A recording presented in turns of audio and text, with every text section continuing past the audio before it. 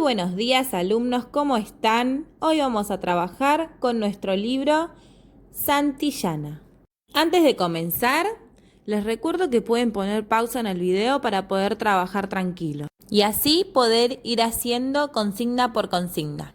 Recuerden que anteriormente habíamos trabajado el cuento maravilloso Las Tres Plumas, que está en la página 124, 125 y 126 de nuestro libro. Estamos en la página 128. Cuentos que maravillan. Un mundo donde todo es posible. Los cuentos maravillosos relatan hechos asombrosos que contradicen las leyes naturales. Hay seres inanimados que hablan y personas transformadas en animales o plantas. También intervienen personajes sobrenaturales como duendes, ogros o hadas que poseen poderes mágicos. Suceden en un lugar remoto y un tiempo indeterminado. Me contaron, te lo cuento. Los cuentos de origen muy antiguo que se transmitían de forma oral, como son anónimos, pueden existir distintas versiones de un mismo relato. En el siglo XIX se los empezó a recopilar y a publicar por escrito.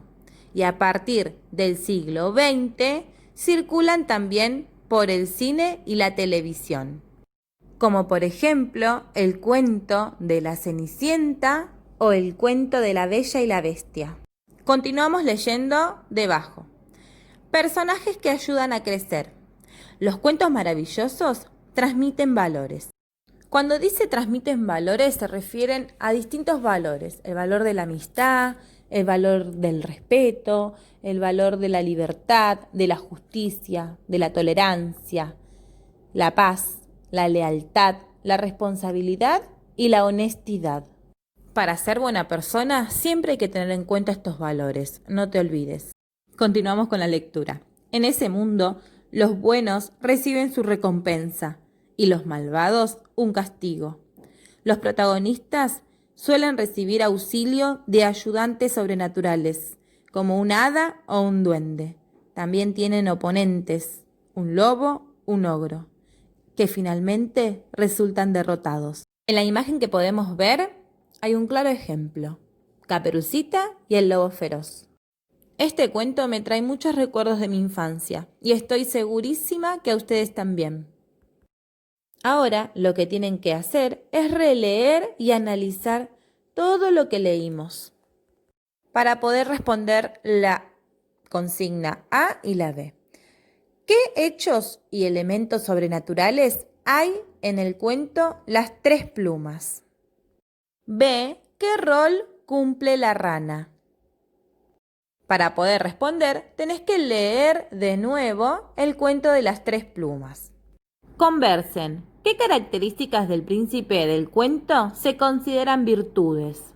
Para poder responder, ten en cuenta que las virtudes son muchas. Podemos observar algunas en pantalla: el entusiasmo, respeto, firmeza, bondad, alegría, lealtad, amabilidad, obediencia, cortesía y así muchísimas más que podés leer en pantalla. ¿Estas virtudes son las mismas para la princesa? ¿Qué opinan de esas diferencias?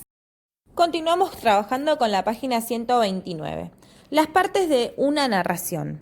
Los cuentos maravillosos, como en todas narraciones, podemos señalar tres partes. La primera parte es el marco. Sería el principio del relato. ¿Dónde y cuándo sucede este cuento? La segunda parte es el desarrollo. El desarrollo siempre suele ser más extenso, es decir, más largo. Porque en el desarrollo es donde surge un conflicto o una complicación que obliga a las personas a actuar para resolverlo. Y por último, la tercera parte, el desenlace. El desenlace es una resolución del conflicto. Es decir, que pudieron resolver el conflicto que ocurrió en el desarrollo. En los cuentos maravillosos, los personajes buenos reciben una recompensa y los malvados son castigados o se ven privados de aquello que deseaban. Releo y analizo. 1. Señala a qué momento de la narración podría responder cada subtítulo. Y el ganador es Había una vez, El camino de las pruebas. Punto 2. En las 3 plumas, marca con corchetes que están en color rojo, dónde empezaría cada una de las partes. Cuando dice partes, se refiere a la parte del marco, del desarrollo y del desenlace. En el punto 3 tenés que imaginar un cuento que tenga a la princesa de las 3 plumas como protagonista y escribí las 3 partes de esa narración. Ayúdate con estas preguntas. ¿Dónde vivía antes de convertirse en rana? ¿Por qué le sucedió eso? ¿Y quién la ayudará? Cuando comiences a escribir, no te olvides que el comienzo es donde se presentan los personajes, es decir, el marco. El desarrollo es cuando ocurre un conflicto. Y el desenlace, que es la última parte, es cuando se resuelve el conflicto. Sería el final del cuento. Y colorín colorado, esta página se ha terminado.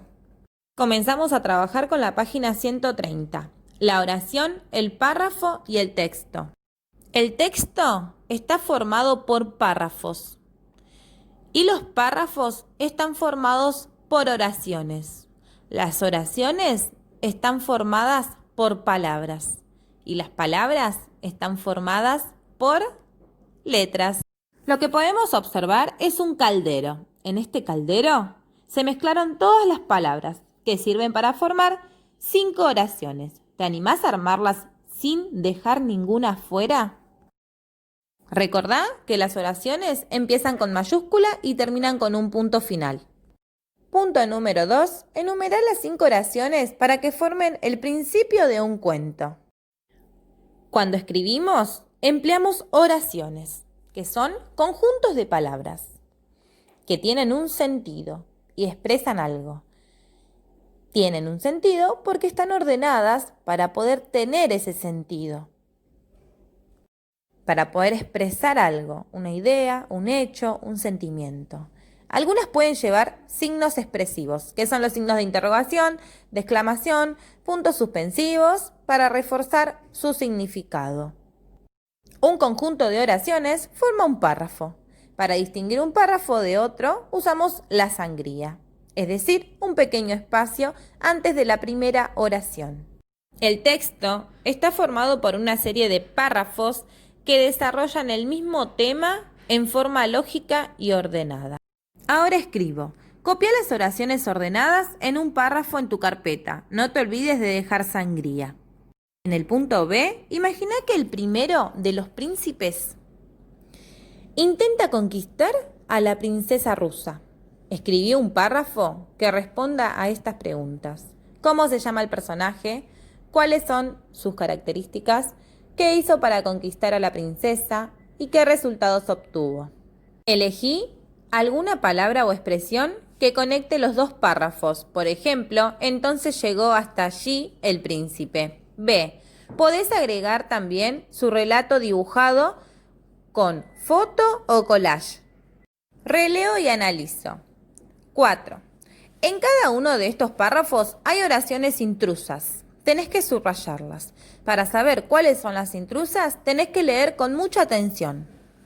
B. Las oraciones intrusas pertenecen a otro texto. ¿Cuál será?